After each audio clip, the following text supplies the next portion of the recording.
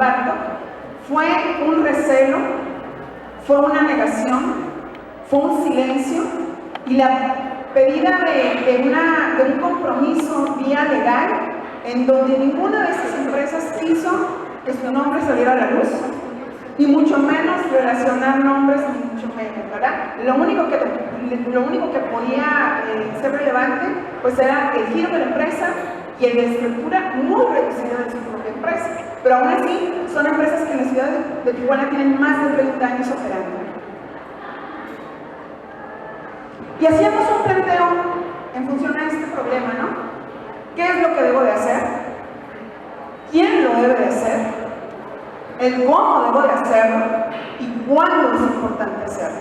Definitivamente, en ambas empresas de la industria mueblera se encontró que los fundadores hoy en día son personas que tienen padecimientos de enfermedades crónicas que van en progreso. Entonces, desafortunadamente todavía existe parte de ese stop que se tiene que tomar en función a que todavía no están preparados para ceder el mando.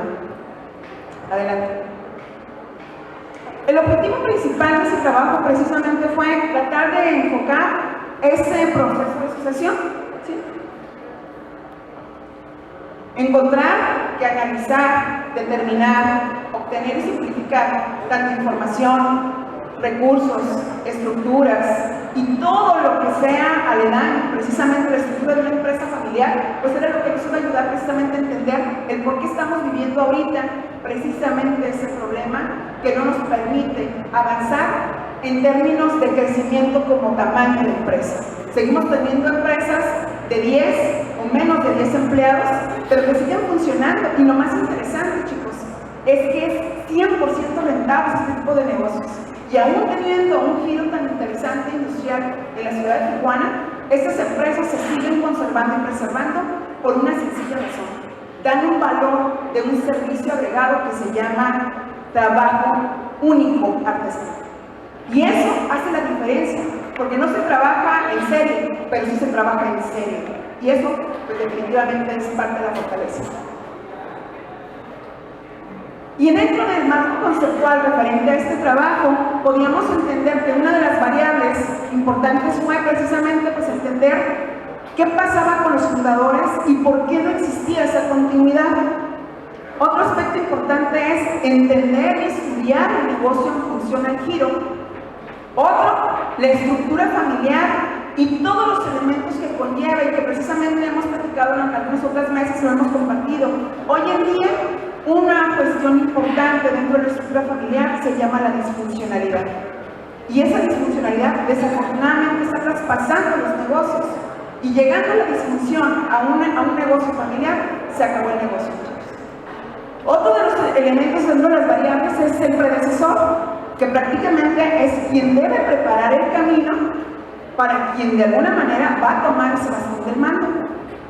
El sucesor, que es quien de alguna manera ya tiene el perfil propicio específicamente para poder entender qué es lo que sucede cuando toma el control de la herencia prácticamente de una empresa familiar, ¿verdad? Y lo que de alguna manera es verdaderamente una de las grandes resistencias, el cambio generacional dentro de la estructura familiar. ¿Sí? Ok, perfecto. Muy bien. Ahora, podemos justificar que uno de los aspectos más relevantes dentro de la estructura familiar definitivamente es la generación de empleos. Que no se habla en monto, no se habla en cantidad, pero sí se habla en calidad de gente que puede colaborar dentro de la estructura familiar. Y otro aspecto es la contribución que aporta al Producto Interno Bruto Nacional. Sabemos perfectamente que dentro de las estadísticas económicas, más del 95% tiene este tamaño de negocio. Y de esto, pues prácticamente casi podemos asegurar que más del 50% son de estructura o de origen familiar. Siguiente. Aquí precisamente hablo en referencia a esta justificación. De 100 negocios familiares, solamente sobreviven 30. Y de esos 30, únicamente pueden pasar 5 a la segunda generación. Entonces, ¿cuántas de las empresas en nuestro país, definitivamente nuestro nivel de vida, nuestro promedio de vida es de 5 años. Sin embargo, hay que saber perfectamente encontrar que dentro de este trabajo, pues son empresas de estructura muy pequeña, micro, pero que son empresas que tienen en operación más de 30 años. Y una de las grandes limitaciones que decíamos es precisamente pues esa dificultad que se tiene cuando hay que ceder el bastón de mano. Sencillamente tenemos una curva de cambio, ¿no? Cuando te dicen hay que empezar a provocarlo, empezamos con la negación, después empezamos con el enojo, luego empezamos a hacer uso de comparación, posteriormente nos viene una parte depresiva y de ahí empezamos a resurgir para entender si esto es parte de las alternativas que nos van a permitir adaptarnos y adecuarnos directamente al cambio. Otro de los aspectos pues es la tensión y la rivalidad que se da entre las generaciones.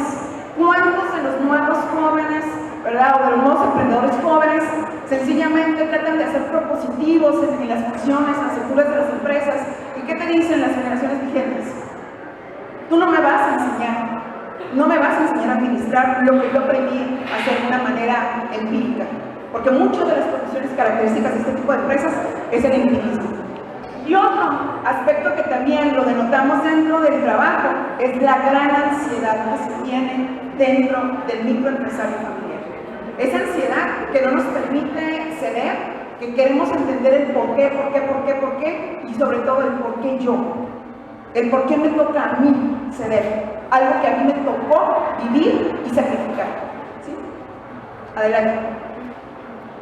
Y una de las funciones en base a las hipótesis precisamente fue entender que para poder rescatar esa relevancia y esa importancia en función a la estructura familiar, definitivamente hay que entender que es la mayor aportación que tiene un país que está en vías de desarrollo.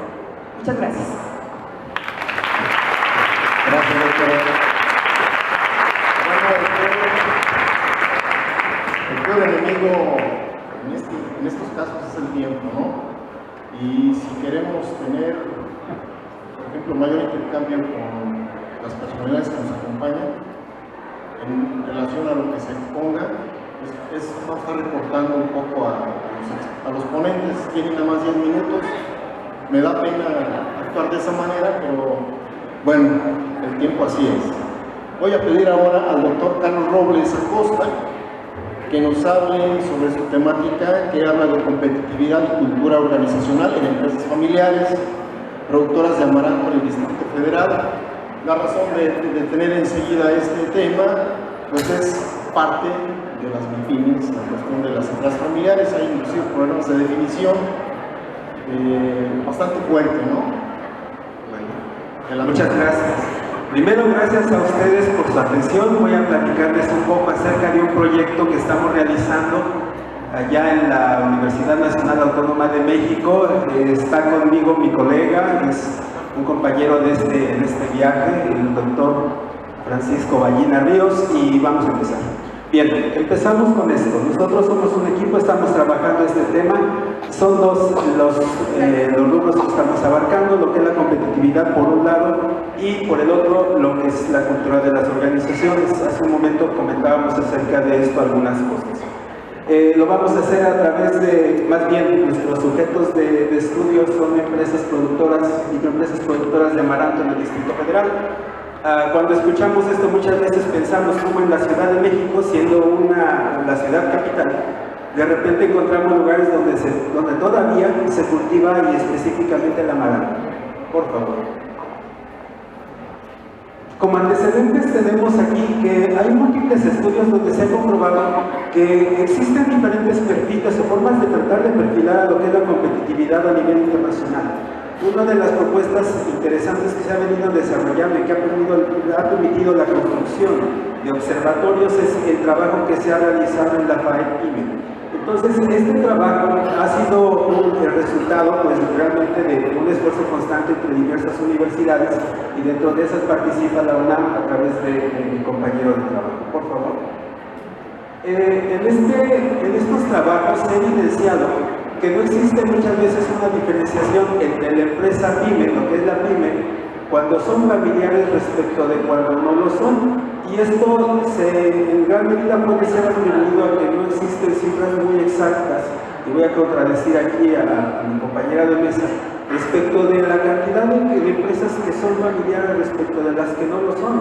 A esto de referirme tal vez con cifras demasiado exactas o precisas, es que lo que encontramos en la literatura son apreciaciones de lo que se podría estimar que son las empresas familiares en cuanto a números. En cuanto a características, no tenemos ninguna objeción. Las características que mencionan creo que son muy adecuadas, se me hacen muy aterrizadas.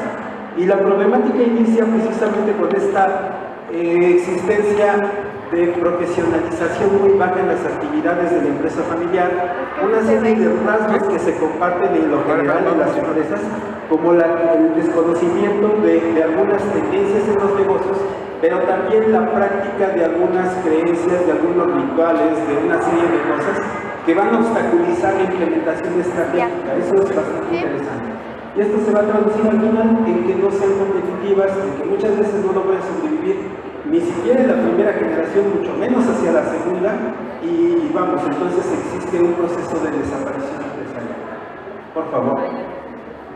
En los planteamientos teóricos y los resultados empíricos que hemos encontrado, vamos a ver que existe una importancia de lo que es la cultura organizacional y su impacto o su aparente impacto en lo que es la competitividad de las empresas. ¿Por qué digo aparente impacto? Porque muchas veces la evidencia que se tiene no permite de una manera concluyente afirmar que existe un efecto de una variable sobre la otra.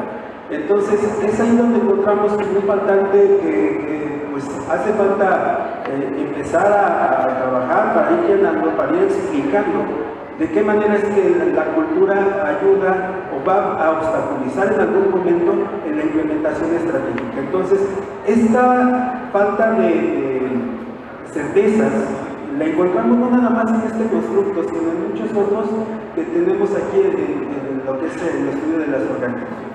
Entonces, básicamente pues estamos trabajando en este sentido, por favor, y lo que pretendemos básicamente va por ahí. Ahorita lo vamos a explicar. El análisis propuesto de la cuestión estratégica se va a fundamentar en lo que es el análisis propuesto por la FAEP. Aquí existen 4 bloques. En el primero vamos a encontrar correspondencia con el trabajo de mi compañera anterior en la parte de antigüedad, en la parte sectorial, si son familiares o no son familiares, en la parte educativa. Ahí vamos a encontrar una coincidencia interesante. En el segundo bloque viene la parte directiva, las alianzas estratégicas, los planes estratégicos, toda la cuestión estratégica. Y eso nos va a llevar al final a identificar si las empresas con las que trabajamos son exploradoras, analizadoras, defensivas o si de plano no tienen ninguna estrategia clara de lo que están haciendo. En la segunda parte, lo que sería el tercer bloque más bien, viene la parte de gestión de recursos, capacitación y estructura orgánica que tengan, independientemente del nivel de formalización que tengan. En el cuarto bloque, aspectos de tecnología e innovación, ya una parte más avanzada, que el día de ayer se comentaba en una mesa de expertos también, se supone que son los que ayudan a garantizar el desarrollo competitivo de las empresas. Y esto nos va a llevar, dentro del rubro de tecnología particularmente, a calificar el nivel de desarrollo que van a presentar estas empresas. Por favor. El análisis de la cultura organizacional, en este sentido, se vuelve más interesante y más complejo, porque abarca no nada más una serie de creencias, sino también de lo que son los tres niveles culturales. El nivel basal lo vamos a tener con los artefactos, todo aquello que sea visible. Por ejemplo, este micrófono es un artefacto, pero también lo es el lápiz. Entonces, ahí está lo más visible y también están los comportamientos, lo que la gente realiza en el día con día. En un nivel más interior está la expresión de valores que también comentaba mi compañera en la labor de sucesión, pero también el impacto para lo que son las diferentes actividades que tienen que ver con el desarrollo empresarial. Y la parte más interna, que es la más difícil de observar, y es ahí donde también comparto yo creo alguna duda, es sobre las oposiciones básicas subyacentes que en la teoría se van a comentar. Por favor. Esto lo vamos a trabajar a través del modelo de Kahneman y Wang. Este modelo permite explicar la situación actual de la empresa en sus factores culturales con una premisa. La premisa es que la cultura primero la puedes tú caracterizar y después la puedes transformar siempre y cuando la estés comprendiendo. Lo que no comprendemos es difícil que lo podamos manipular o modificar porque no estamos llegando al punto medular de cómo es que funciona esta cosa y cómo la puedo manipular para aplicarla. Por favor. Y la problemática particular que se observa en los productores de amaranto es que no tienen una estrategia muy clara, no hay una integración evidente, al menos es evidente en el primer acercamiento que tenemos. Las nuevas generaciones no se están integrando a las empresas, este es otro problema serio. Están trabajando los papás y los abuelos, pero ya los jóvenes andan en otras cosas. Entonces hay este problema. El crecimiento urbano en la Ciudad de México obviamente le va ganando todos los espacios a la agricultura. Entonces la Ciudad de México se está dejando de producir sus alimentos, eso es algo bastante fuerte y serio. Y se desconoce la situación en lo general en la competitividad y las condiciones culturales que van a actuar de manera positiva, pero que también pueden actuar de manera negativa hacia el desarrollo estratégico. Planteamos estas preguntas de investigación. Lo más interesante que tendríamos que ver aquí es de qué manera las características de la cultura de estas organizaciones se van a relacionar con su desarrollo estratégico. Va por ahí la principal interrogante para obviar un poquito las que siguen ahí. Por favor. El objetivo, vamos a buscar determinar la posible relación entre estos dos aspectos. Por un lado la cultura, por otro lado la parte estratégica y competitiva, y cómo es que esta relación ocurre. Por favor. Los instrumentos ya se comentaba, el análisis estratégico se va a proponer a través del desarrollo de aspectos estratégicos, más bien el análisis de aspectos estratégicos que propone la FAEPRIME y la parte del análisis cultural con el modelo de Cameron. Entonces, estos instrumentos se van a utilizar en primera instancia y ya que tengamos los resultados, viene una parte cualitativa que es lo que estamos pensando también realizar a través de grupos focales donde se va a tratar de entender cómo es que esta relación ocurre, sea positiva o sea negativa.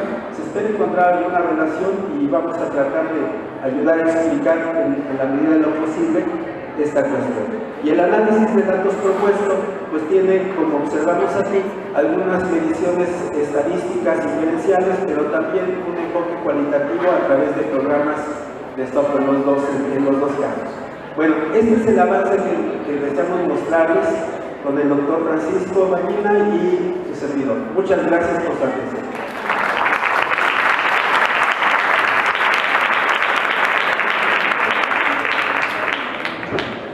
Muchas gracias.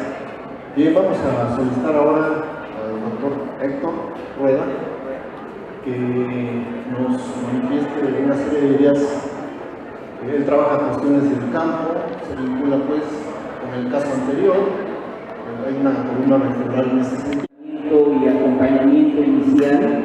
También estamos teniendo con algunas experiencias de pequeños productores, particularmente en el municipio de Salvatierra y otro tanto en el municipio de Salamanca, relacionado con este boom productivo, con este boom tecnológico, que pues cuando uno los conoce a todo el mundo deslumbra, ¿no? Que es la agricultura protegida y que sencillamente consiste en el uso de invernaderos, sembradíos con malla sombra, macrotúneles o cultivos establecidos con acolchados, que es una especie de plásticos que se ponen sobre los surcos, ¿verdad? Y que de alguna manera pues es lo que se ha venido denominando como agricultura protegida. Para quienes han incursionado y sobre todo para las propias instituciones gubernamentales, básicamente la SAGARPA, el gobierno federal, los gobiernos incluso ya de los estados, pues representa una opción importante.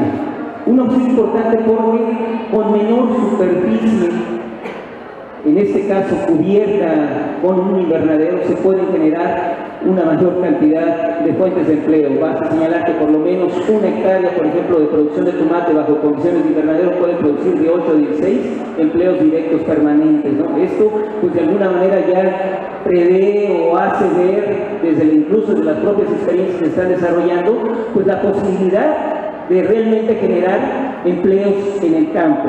Por otro lado también, pues se dice, ¿verdad?, que aumenta la producción y por ende los ingresos. Por ejemplo, no es lo mismo una hectárea de tomate a cielo abierto que puede llegar a producir 70 toneladas por hectárea a en condiciones de invernadero que puede quintuplicar la producción. Y otra cuestión que también señalan es los beneficios ecológicos, el ahorro de agua. Aunque yo ahí tengo mis asegúnes, puesto que sin considerar la variable tiempo hay por ahí ciertos excedentes, pero bueno, quienes defienden esta propuesta señalan que 1 kilo de jitomate producido a cielo abierto requiere 89 litros de agua, mientras que 1 kilo de jitomate producido en invernadero requiere solo 20 litros. Sin embargo, la producción se incrementa y la demanda de agua también. Bien. Este proceso, este boom, ha estado acompañado con políticas públicas, sobre todo que desde el 2001 se han venido dando, y los apoyos que el gobierno federal básicamente ha estado otorgando se han venido dando de manera diferenciada, de tal manera que quienes llegan a tener los mejores o logran tener los mejores apoyos en el porcentaje que aporta el gobierno federal son aquellos pequeños productores con menor superficie de terreno, de 5 hectáreas o menos. Ellos llegan a obtener el 60% de lo que implica el monto del proyecto. En esta diversidad de apoyos y en esta categorización del propio gobierno federal, pues efectivamente también hay que señalar que no existe en la actualidad un padrón confiable que nos registre la cantidad de este tipo de superficies. Si uno se va a las estadísticas de INEGI, realmente no refleja. INEGI se va simple y sencillamente por cultivo, riego, temporal, etcétera, y no hay un aspecto que vaya registrando el crecimiento. Sin embargo, se dice que en el caso de nuestro país pasó de 700 hectáreas en 2001 a cerca de 20.000 hectáreas ya. ¿Sí? Y yo creo que en ese sentido es más, porque en buena medida también hay quienes reconocen que el 40% de la inversión que se hace en este tipo de infraestructura proviene de iniciativas privadas y otro tanto de los apoyos gubernamentales. En toda esta dinámica que ha venido representando este boom, es importante ver que, bueno, lo mismo grandes productores, grandes empresarios que tienen sus propias empresas congeladoras, que tienen sus propios invernaderos desde los años 90 para la producción de plántulas, para después saber trasladarlas a campo de cielo abierto y producir hortalizas para exportación, también han ido incursionando en este tipo de agricultura. Tienen sus propias marcas, tienen sus propias empresas comercializadoras, sus propias empresas transportistas, etcétera. Llegan a tener no cientos, algunos hasta miles de hectáreas, ejércitos que van desde cientos de trabajadores hasta miles de trabajadores, en fin, versus aquellos otros pequeños productores que de alguna manera en los últimos años han venido incursionando en este tipo de actividad y que sin embargo es muy interesante ver que algunas cifras que por lo menos nos da la Asociación de Invernaderos del Estado de Guanajuato ya nos puede dar una mejor comprensión de esta diversidad. Por ejemplo, la Asociación de Invernaderos de Guanajuato, excluyendo 4 productores, 2 del Estado de Michoacán y 2 del Estado de Querétaro, nos da un total de 27 productores agrupados dentro de esta asociación. De estos 27, el 48% corresponde a pequeños productores, pero que detentan apenas el 6.7% de la superficie bajo invernadero. Casi la mitad de esa asociación tiene apenas el 6.7% de invernaderos. Sin embargo, un solo productor dentro de esta asociación detenta el 37.8% de la superficie de invernadero y 4 productores llegan a tener prácticamente casi cerca del 70% de la superficie. Esto nos habla de la disparidad que hay entre los actores productivos que están en boga ahorita en esta opción que, pues bueno, goza de ciertos beneficios, goza del beneplácito del gobierno y para algunos productores pues está representando esta nueva panacea. Sin embargo, algo que me interesa rescatar y que presento también en el trabajo son las nuevas relaciones que se están generando a partir de los grandes y pequeños productores. El pequeño productor normalmente no tiene la experiencia.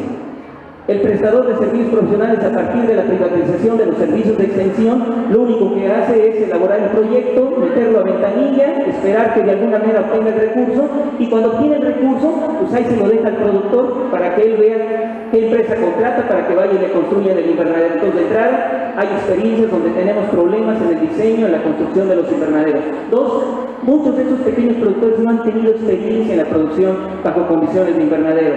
Hay la experiencia, por ejemplo, de una sociedad de producción rural muy cerca de aquí, Celaya, en Salvatierra. En la primera iniciativa que tuvieron de ciclo, establecieron pimiento morrón, incluso bajo condiciones de agricultura orgánica, y no les fue nada bien. Perdieron este primer ciclo nada más 2 millones de pesos. Entonces, pese a esta panacea, son sus riesgos.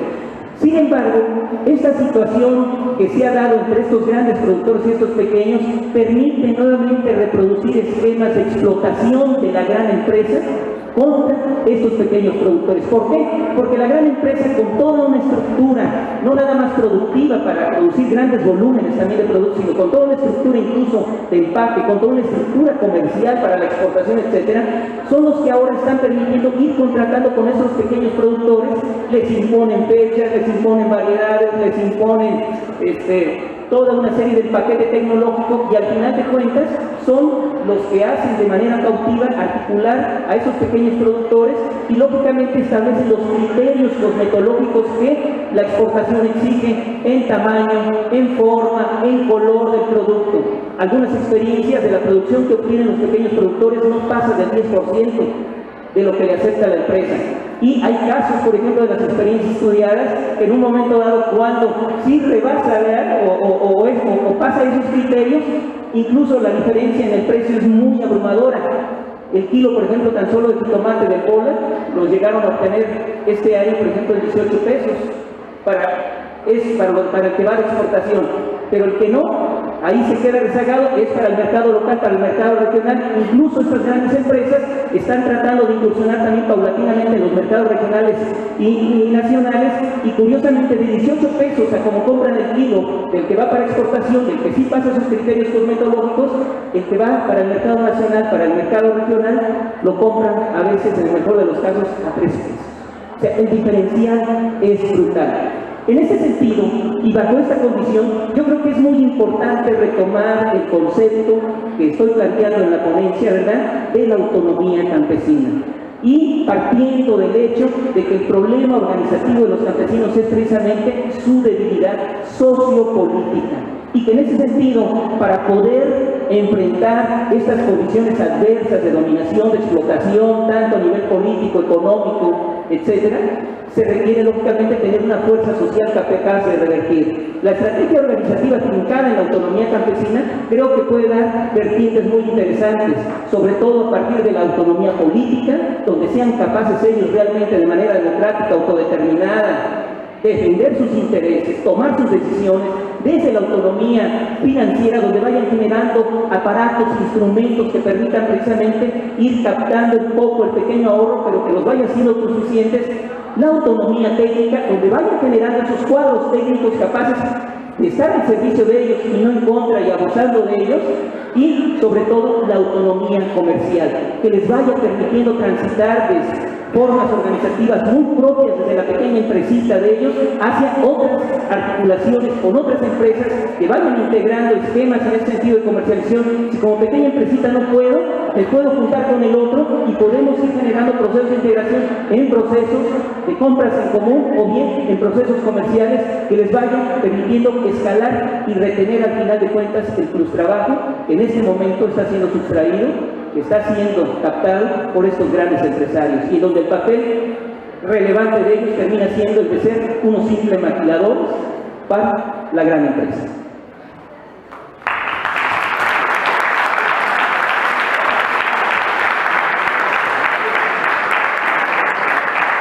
Gracias, doctor. Bienvenidos a los demás compañeros. Bueno, me complace compartirles un tema muy en boga.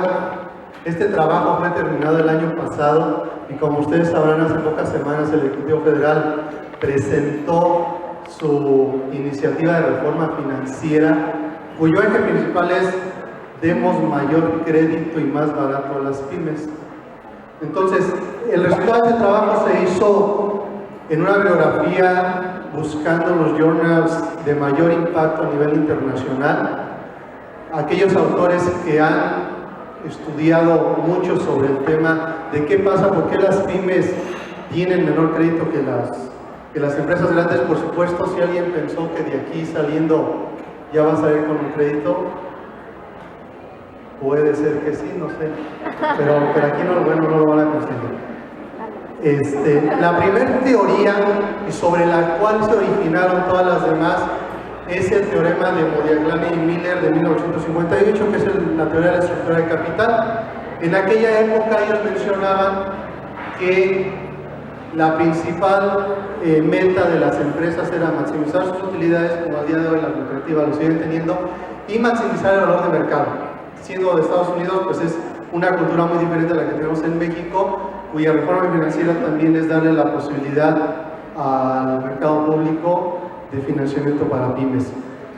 Entonces, Modigliani y Miller partían de la idea de que consideraban la empresa tenía un cierto nivel de flujo de efectivo y que solo tenía que repartirlo o entre sus accionistas o entre el nivel de deuda.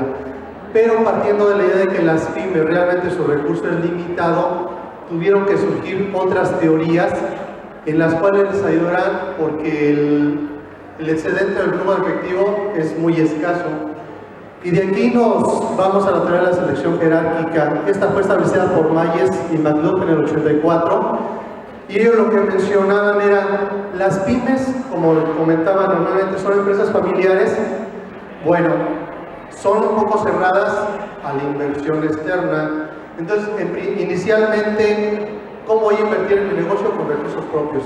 Lo decía de la Torre, por ejemplo, que normalmente los bancos extranjeros más grandes no están interesados en las pymes, que es un problema que tenemos aquí en el país.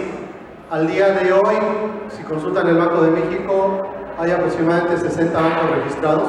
Algunos no conocemos porque ni llegan a tener una sucursal, todo es electrónico. Y pareciera que es muy vasta la oferta que existe en el país. Ya tenemos hasta las tiendas de autoservicio que generan su propia institución financiera, pero aún así no ha alcanzado. Berger y Udell, para que no nos sintamos tan exclusivos, nos dicen que los problemas de acceso de financiamiento para pymes es tanto en países desarrollados como en países en desarrollo. Así que en países como Estados Unidos o algunos de Europa se mantiene esta tendencia. Larry Roberts nos menciona gráficamente cómo funciona esta teoría. Lo que hace el pequeño empresario es, si yo quiero expandirme, quiero crecer mi negocio, quiero mantenerme operando, prefieren utilizar recursos propios. Muchas de las empresas los tienen limitados. El segundo paso, cuando se acaban mis recursos, es de que voy a ir a deuda. Berger y Udell también en su modelo mencionan cómo entre más pequeña la empresa, sus fuentes de financiamiento suelen ser a corto plazo, más que las grandes, exclusivamente para capital de trabajo, pero empezamos a encontrar aquellos detalles, errores, obstáculos que pueden encontrar. Las empresas pymes suelen ser opacas. ¿A qué se refiere esto? No tienen registros, no hay información, no hay separación entre lo que es la economía personal y la empresarial. Y por último, buscamos el capital, es decir, la entrada de nuevos socios. ¿Por qué se pone hasta el final esta opción? Porque las pymes tienen mucha aversión al control. Tienen la preocupación de que si entra una nueva persona al negocio, tal como podría ser una empresa familiar, voy a perder el control y la decisión de mi negocio. Y eso les dificulta, sobre todo si quisieran entrar al mercado público, aun cuando ahí determinan a qué nivel o porcentaje entra un tercero, no están muy confiados en que entren nuevas personas. De ahí se deriva otra teoría que es la de información asimétrica. Como les comentaba, las pymes por naturaleza son opacas. De hecho, Kuhlerol menciona que la teoría de selección jerárquica se deriva de esta información. ¿A qué se refiere? Cuando un accionista le encarga o le hace un encargo al administrador, suele haber conflicto de intereses. El accionista busca una utilidad y el administrador, aunque busque la utilidad, también va a buscar un beneficio propio vía sus beneficios. Entonces empieza a haber un choque de conflictos. ¿Qué pasa cuando voy con una institución financiera? Normalmente la institución no conoce el negocio como nosotros lo conocemos porque vivimos día a día en él. A la empresa se crea una incertidumbre, está el riesgo de ¿nos va a pagar o no nos va a pagar? Entonces hay otro obstáculo porque la mayoría de instituciones financieras piden una garantía, situación que las pymes pues no pueden soportar. Hablando de la teoría de agencia, hay un concepto que se habla mucho por los autores que es la relación de préstamo. Hablando de la agencia, Ross comenta que la agencia es de lo más antiguo de interacción social que existe en el ser humano. Jensen y Mecklin nos dicen que se da una relación de agencia cuando una persona contrata a otra y le hace un encargo. Y dependerá de esta persona que se le hace encargo el buen desempeño porque va a obtener un beneficio a través de él. Tirón nos comentaba que cuando los accionistas les encargan al administrador, empieza a haber también otro conflicto porque a veces no están alineados los objetivos de uno y otro. Williamson, que es premio Nobel, comenta sobre la teoría de la agencia, se refiere a la transacción. Las transacciones económicas, como es muy importante y en referencia a los costos que suelen tener los créditos y que a veces es tal que las empresas no lo pueden soportar y prefieren abstenerse del mismo. De todas estas teorías, en la actualidad, la mayoría de todas se refieren a ciertos obstáculos y de ahí me enfoco un poco más a las pymes. ¿Cuáles son estos? La tasa de interés. Hay un poco de incongruencia porque las empresas más grandes suelen pagar más que las pequeñas. Perdón, suelen pagar menos intereses que las pequeñas. La garantía, el tamaño y la edad. El modelo que propongo es, por supuesto, nuestra variable independiente es cómo va a obtener crédito la pyme. Hablamos de la información financiera, no me voy a detener mucho en los autores donde se tomó cada una de las variables para integrar este modelo, la garantía, la relación de préstamo y la edad de la empresa. De aquí se derivan algunas hipótesis. A menor información que solicite la institución financiera, hay mayor facilidad para obtener el crédito. Situación que sigue la misma tendencia con la garantía, la relación de préstamos a la inversa y la edad también. De ahí también mencionamos cuál es la relación respecto a la información. Hay un concepto que se llama soft and hard information, que es información suave y dura. Como las MIPYMES son opacas y no pueden entregar información financiera, la idea es de que empiecen a generar una relación con su ejecutivo bancario, la buena reputación, el nombre de la marca, los años que lleva en el mercado, puede ser una justificante para eliminar otro tipo de obstáculos con que se encuentran las empresas. El costo del crédito, por supuesto, es relevante cuando queremos contratar a alguno, y aquí las relaciones que se están estableciendo es cómo influye la información, el tamaño y la garantía para poder aminorar el costo que se está teniendo. Innovador, hay una cuestión innovadora que es cómo influye el costo en la tasa de interés. El costo no está integrado solamente por la tasa, se incluye el valor de la garantía, la comisión de apertura y el mantener esa línea dependiendo de cuántos años se requiere. ¿A qué llegamos con el resultado de este trabajo? Bueno, la información no solamente nos sirve para saber cómo va el negocio. Cuando hablamos de términos de crédito, sirve para eliminar esas asimetrías que existen con la institución financiera. Hay muchas fuentes de recursos en el país. La mayoría de pymes tiene un poco de animadversión de ir con los bancos. Utiliza otras fuentes como tarjetas de crédito, cajas populares, que suelen ser tasas de interés más altas, o familiares y amigos, como menciona de la Torre, en países en desarrollo, es en primera instancia una de las fuentes más comunes. La relación de préstamo, como decíamos, en el trabajo que se obtuvo, fueron 208 cuestionarios que se obtuvieron, se enfocó en el sector industrial. El 89% de estas fueron pymes. ¿Qué es lo que pasa? No hay una diversidad de relaciones de préstamo. Alrededor del 60% solamente cuenta con un banco, el 40% no tiene una cuenta bancaria. Si las pymes se enfocaran en al menos, que es lo menos costoso, en generar información de su negocio y cultivar una relación, podría facilitarle el conseguir un crédito. Cuando hablamos de una garantía, eso puede ayudar, puede aminorar el costo del crédito, además de ayudar a obtenerlo, pero como muchas de las pymes no cuentan con una y a veces tienen que hasta aportar un bien personal, lo ponemos en segundo término. Después, el tamaño y la edad, eso se va a dar precisamente con el tiempo. Menciona Berger-Rudel que las micros, su primer objetivo es ser pequeños, las pequeñas, medianas y así sucesivamente. Bueno, cuestión de operación, y a veces para poder crecer necesitamos recursos. Y la edad, pues por supuesto la operación nos la va a dar. Pues de mi parte sería todo. Gracias. Gracias, buen día. Voy a dar un complemento a la ponencia del doctor Vaca. Yo voy a hablar también de los financiamientos, pero va muy específico a lo que es el sector de la construcción, y además se proponen dos alternativas de financiamiento para este sector. Voy a hablar un poquito de lo que es la problemática.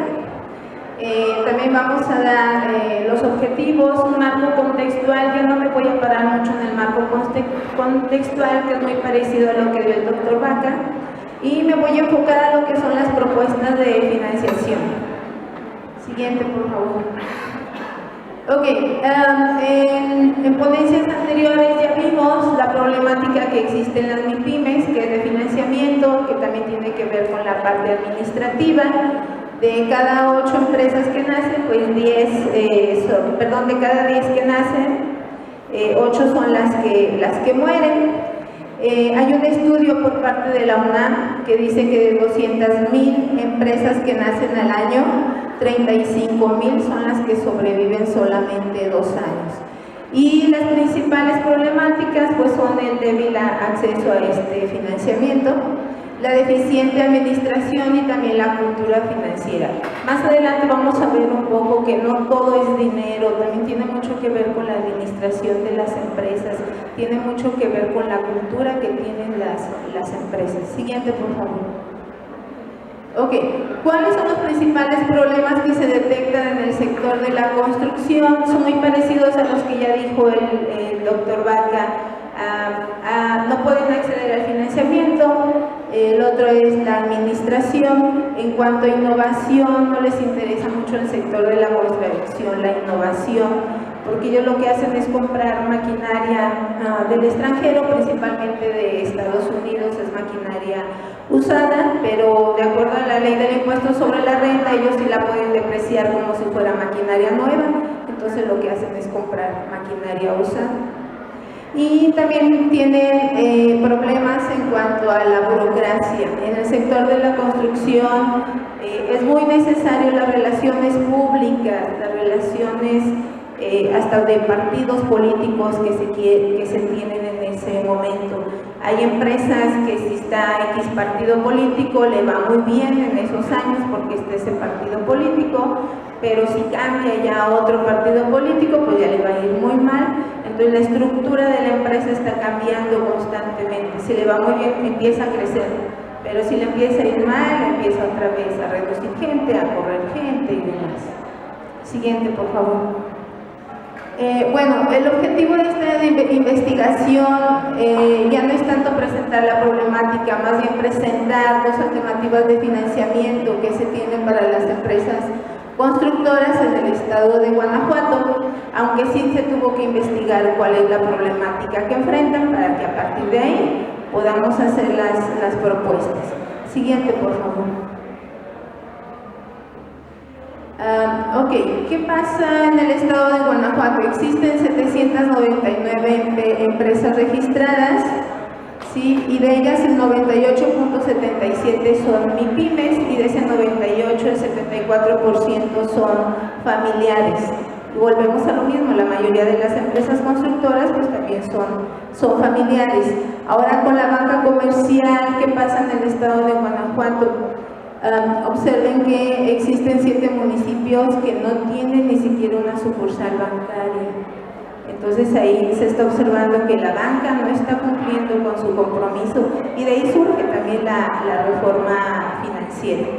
Siguiente, por favor. Ok, dentro del marco teórico están las teorías, ya las expuso el doctor en la ponencia anterior, no me voy a parar a ver cada una de ellas, más bien voy a dar algunas conclusiones que se dan en este sector.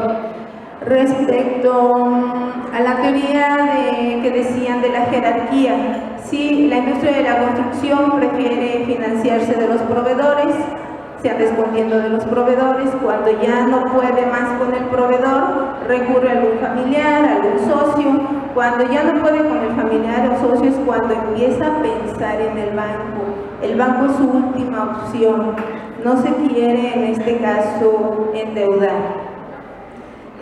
Hablando de la información y riesgo moral, es cierto, se hizo entrevistas a las instituciones bancarias a las que recurre principalmente el sector de la construcción. ¿Y qué dice el banco? Pues es que hay una gran desconfianza. Presentan estados financieros maquillados, dicen que tienen maquinaria y la maquinaria ya ni existe, la maquinaria es rentada y ellos la tienen ahí registrados como si fuera de la empresa constructora. Entonces ese es otro gran problema que se tiene. Y en cuanto a la teoría de agencias, en el sector de la construcción no aplica la teoría de agencias. El constructor, él es el dueño, él anda arreglando todos los papeles, él va al banco a pedir el préstamo, él no tiene a alguien más que le apoye. Si el caso tiene a otra persona, pero es un subordinado, o sea, no contrata a un especialista en sí para que lo apoye. ¿Qué se observó en la parte administrativa? El sector de la construcción son muy buenos ingenieros, pero para la administración les falta mucho. Les llega el anticipo de obra y ¿saben qué es lo primero que hacen? Se compran su camionetota y andan con su camioneta de un lado para el otro, pero el anticipo de obra no se les dio para eso. El anticipo de obra es para que ellos iniciaran la construcción y no lo hacen, ¿sí? O es más, a veces andan buscando ganar otra obra porque ya no tienen dinero para pagar la nómina de la obra anterior. Les tiene muchos problemas, pero administrativos, de organización, de planeación.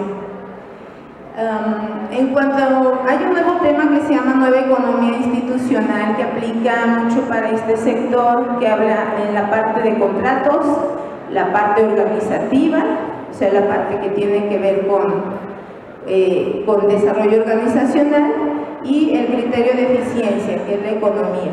Entonces se observan cuando hablamos, aunque estemos hablando de finanzas, no es solamente finanzas, es todo. Es finanzas, es cultura, es organización, son muchas cosas que una MIPYME debe de considerar para su desarrollo. Y corrupción. La corrupción es un tema muy dado en el sector de la construcción. Ustedes saben que si no pagan el diezmo no hay obra. Y a veces es el 12%, 15%, entonces es algo muy común también en el sector de la construcción, que debemos de quitar también es que para ellos es costumbre, ellos dicen, no, es que ya está dado, ya existe. Siguiente, por favor. Ok, las áreas de oportunidad son muy parecidas a las que ya se mencionaron, hay tasas de interés altas, los requisitos también son excesivos, hay carencia de apoyos por las empresas, no hay crédito para empresas de nueva creación tampoco. ¿Por qué? Porque no hay un historial, no hay confianza para prestarles. Y en la parte administrativa, igual, en la parte administrativa tienen deficiencias de las que ya he venido mencionando. Me voy a ir a las propuestas. Hay dos propuestas para el sector de la construcción. Una son las fibras. No sé si han oído hablar de fibras. Fibras son los fideicomisos que se han dado últimamente. Tiene ventajas fiscales muy buenas, pero aquí el problema es que no lo conocen o que no saben estructurar una fibra. Entonces lo principal es empezar a hablar con los empresarios que tienen un inmueble y empezar a hacer las fibras y que no lo tengan solamente ahí como garantía, porque ellos les piden una garantía para concursar en obra. no tenerlo ahí estable, sino meterlo al fideicomiso. Y el otro, bueno, aquí les puse una cita de un periodista que dice: el banquero es un señor que nos presta el paraguas cuando hace sol, pero no los exige cuando empieza a llover. ¿Sale? La siguiente, por favor. Ese es el de las fibras que les empecé a hablar, de las ventajas que tiene, las ventajas fiscales que tiene. Siguiente, por favor. Ese es un poquito de cómo se manejan las fibras. Alguien tiene un inmueble, se lo da a la fiduciaria, que generalmente es un banco. El banco, a través del valor de esos inmuebles, emite CEPOS o certificados de participación, los pone a manejar en el mercado financiero y a partir de ahí obtiene lo que es el recurso, que se lo vuelve a regresar al fideicomitente. Siguiente, por favor.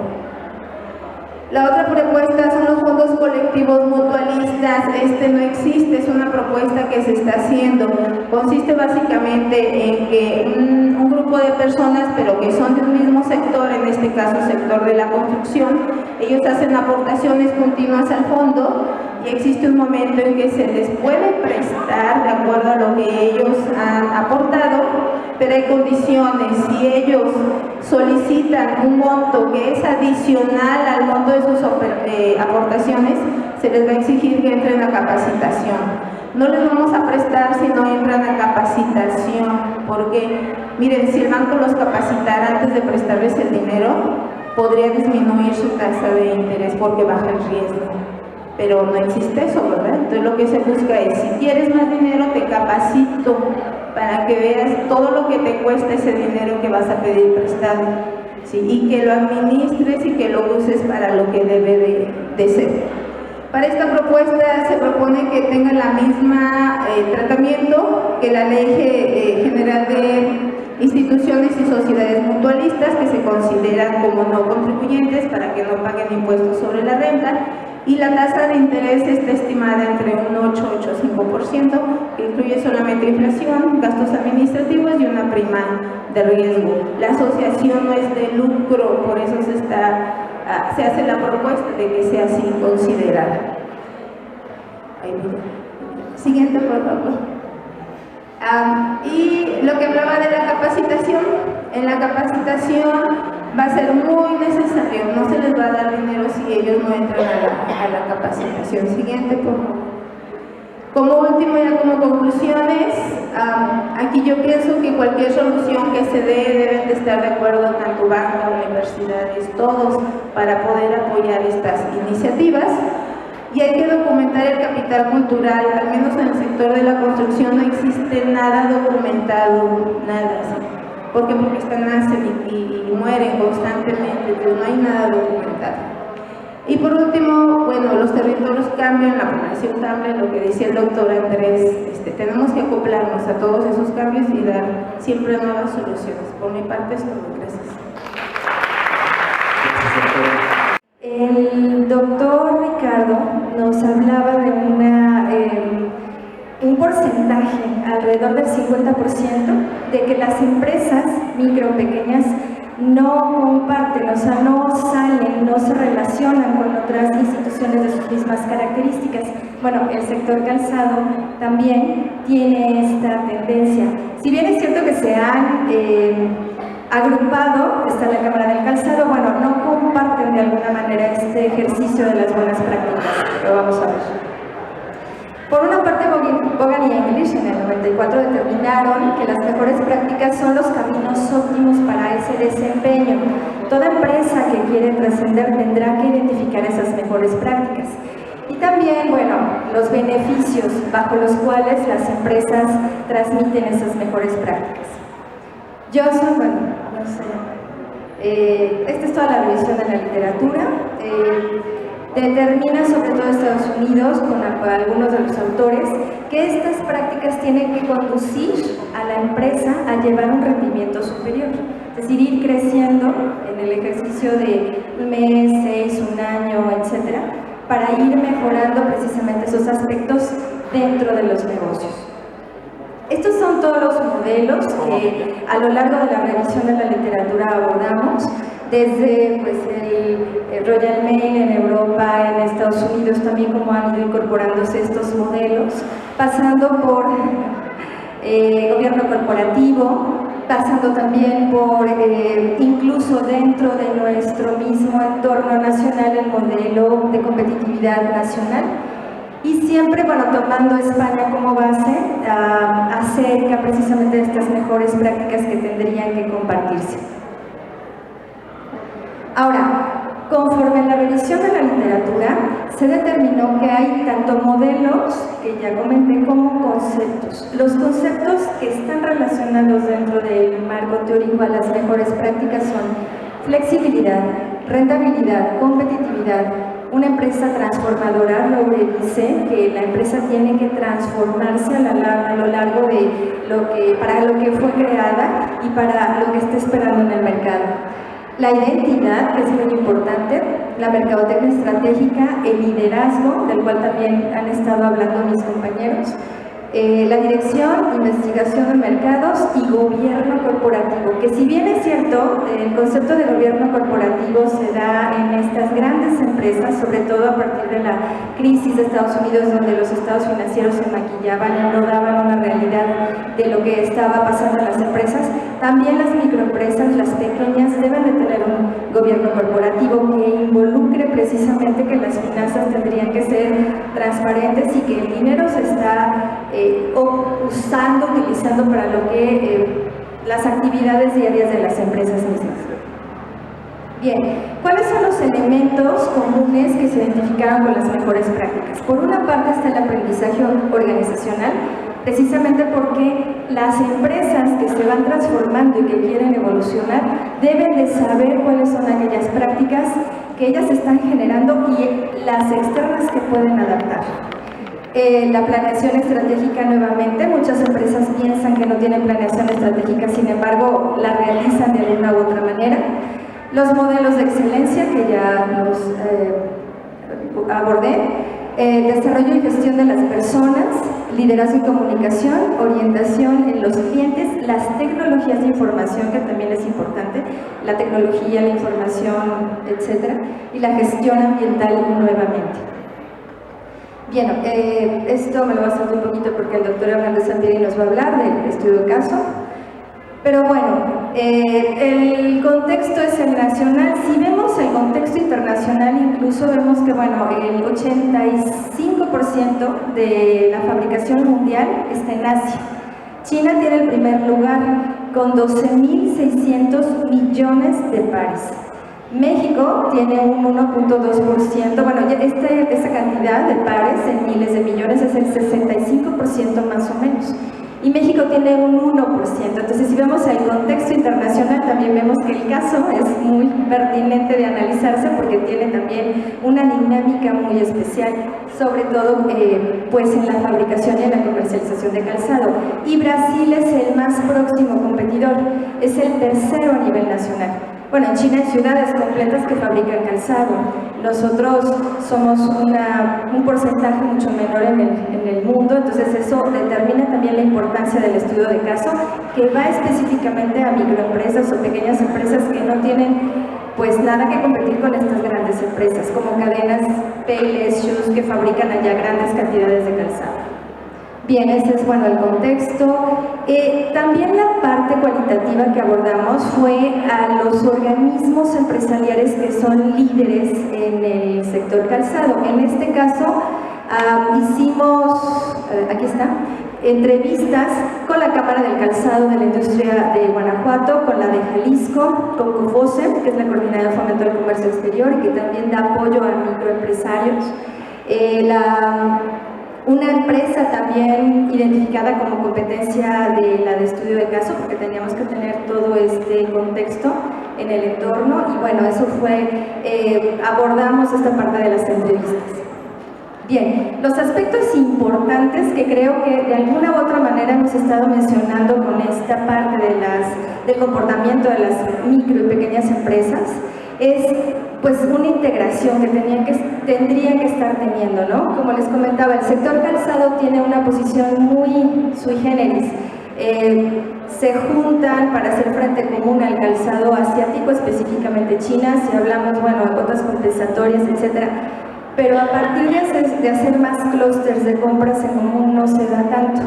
De hecho, precisamente la empresa Estudio de Caso, la parte enlazada a alianzas, pues es muy pequeña. Hace alianzas con sus proveedores, sin embargo no con sus otras empresas relacionadas o afines. Y también, bueno, las áreas de oportunidad de las cuales vamos a hablar más adelante. Ahora, dentro de lo que se realizó en el estudio de caso, inmediatamente lo principal fue el clima organizacional, y lo que aportó el estudio es que el empresario, que es el dueño, tiene una congruencia muy fuerte con su estilo de liderazgo, aparte de la identidad. O sea, le he dicho, bueno, llega mucha gente, hablando precisamente de la globalización, que quiere que fabriquemos cosas diferentes bajo las cuales se diseñó la empresa. Entonces, bueno, ellos están muy enfocados a que su identidad va hacia la fabricación del calzado infantil formativo y no han querido salirse de esa línea, complementando nuevamente en el mercado lo que se va requiriendo, pero siendo muy leales a su identidad. Y también, bueno, la parte de, nada más al final, bueno, esto es lo que les comentaba un poco para cerrar mi presentación, la parte que es la fortaleza del estudio de caso, el gobierno corporativo, ¿no? La doctora Eva y el doctor Vaca nos hablaban de lo financiero. Esta empresa es muy firme en ese sentido, no tiene créditos y ve al banco como un aspecto negativo. Y precisamente su gobierno corporativo, sus finanzas son muy transparentes. Incluso quien lleva las finanzas es su madrastra, pues, que es una contadora que tiene una maestría en fiscal y que siempre está muy, muy de cerca siguiendo las finanzas de la empresa. Entonces creo que a partir de la congruencia que tiene el líder llevando a la organización y las finanzas, y todas las alianzas que ha hecho a lo largo de 80 años de fabricación de calzado, lo ha llevado a hacer, pues, un estudio de caso bastante interesante. Bueno, el documento en extenso lo tienen ustedes. Quiero ceder el uso de la voz en unos minutos al doctor. ¿No? ¿Allá? Pero bueno, el documento en extenso lo tienen ustedes y aquí está, bueno, todo esto. Estos son los datos para cualquier información al respecto. Muchas gracias. Implica, en el caso del estudio de esta empresa de calzado, implicó un estudio de la parte interna y de la parte externa.